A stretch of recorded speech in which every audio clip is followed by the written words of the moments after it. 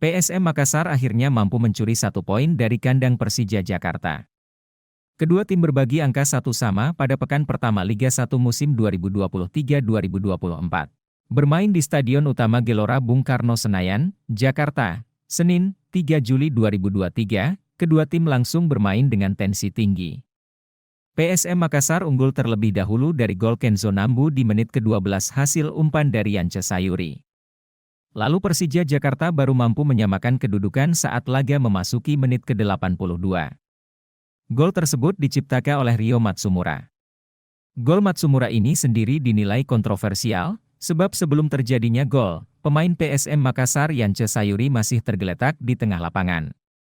Namun para pemain Persija terus melanjutkan pertandingan. Gol itu pun sempat diprotes oleh para pemain PSM Makassar, akan tetapi wasit tetap mengesahkan gol tersebut. Hingga pertandingan usai, skor 1-1 tidak berubah.